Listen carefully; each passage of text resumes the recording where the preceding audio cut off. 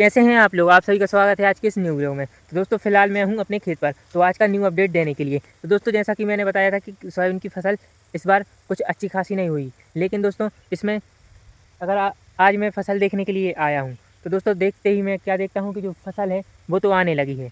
मैं आपको एक और बात बता दूँ इस सोयाबीन की फसल की।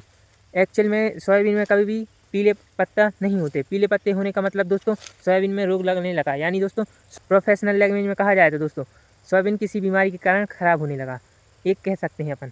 लेकिन दोस्तों बात इसको ऐसी है, तो पहले मैं आपको फसल दिखाता हूँ कि सकते हैं जो पेड़ सूख चुके हैं, यानी दोस्तों ए वाला पेड़, जैसे ए वाला है, ए वाले हैं, ये पेड़ हैं सोयाबीन के, ये आ चुके हैं। वहीं पे अब बात करते हैं दोस्तों इस साइड।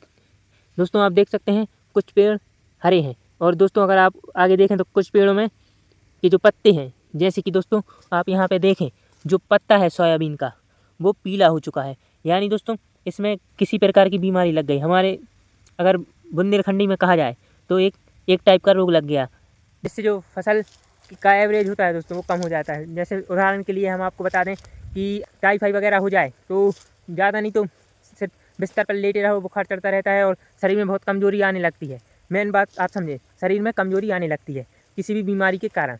दोस्तों उसी प्रकार फसल में होता है। अगर फसल में पीला रोग लग जाए तो दोस्तों वो पेड़ कमज़ोर हो जाता है, और उसकी जो फसल है, यानी जो सोयाबीन की फलियों में जो उसका सोयाबीन का बीज है, वो भी दोस्तों कुछ नॉर्मल होएगा। मान लो एक खोंच सोयाबीन का वजन 10 ग्राम है, तो अगर जब ये रोग लगने के बाद तो दोस्तों बचेगा वो 5 ग्राम। दोस्तों उसका बीज है हल्का हो जाता है। दोस्तों अभी तक हमने सिर्फ एक खेत देखा है जिसमें अभी हम चल रहे हैं, और ये पेड़ तो बिल्कुल सूख चुका है। क्या पता किस कारण सूख गया है, इसका कारण नहीं पता कि क्यों सूख गया। अगर आप जानते हो पेड़ के सूखने का कारण तो आप कमेंट बॉक्स में ज़रूर बताएं। तो दोस्तों फ़िलहाल अभी हम इस खेत में हैं जिसमें कुछ अच्छी खासी फसल नहीं है, लेकिन अब हम आगे वाले खेत में चल रहे हैं, उसमें भी दोस्तों सोयाबीन बोया गया है, हम ही लोगों ने बोया है दोस्तों। क्योंकि दोस्तों बरसात की फसल है तो कहा जाए कि जितनी लागत लगाते हैं वैसे वो वापस होती है, और थोड़ा बहुत मुनाफा हो जाता है अगर फसल अच्छी हो तो।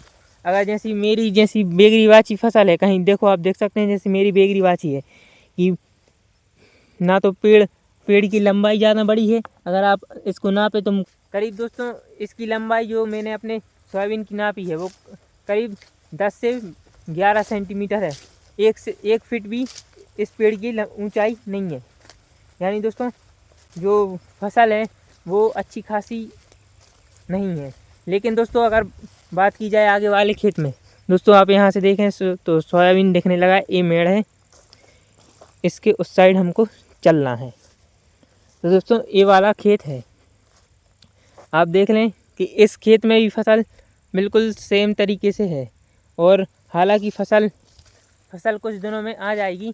लेकिन दोस्तों इस खेत में भी दोस्तों मैंने जैसा बताया कि सोयाबीन के पेड़ों में पीला रोग लग चुका है। इस खेत में भी दोस्तों जो सोयाबीन की फसल है उसमें भी दोस्तों पीले पत्ते बहुत से पेड़ों में हैं। बहुत से पेड़ों में क्या, हर एक पेड़ में है। पहले सोयाबीन में नहीं होता था पीला रोग, डायरेक्ट फलियाँ होने के बाद फसल सूखती थी और फिर उसके बाद काटने लगते थे। लेकिन दोस्तों आज इस बार क्या पता जो पीला रोग लगने लगा है हर किसी की फसल में। दोस्तों इस खेत में भी आपको मैं बता देता हूं कि आप देख सकते हैं ये फसल है, इसमें पीली फलियां भी हैं और पीले पत्ते भी हैं, दिखाई दे रहे होंगे। दोस्तों ऐसा ना हो कि डायरेक्ट सूखते, अगर इस प्रकार से सूखते बीज, जो फलियां हैं इस प्रकार से सूखती डायरेक्ट और पीले पत्ते भी ना होते, तो दोस्तों सोयाबीन की फसल अच्छी कहलाती है। तो ये था दोस्तों आज की दुख भरी कहानी।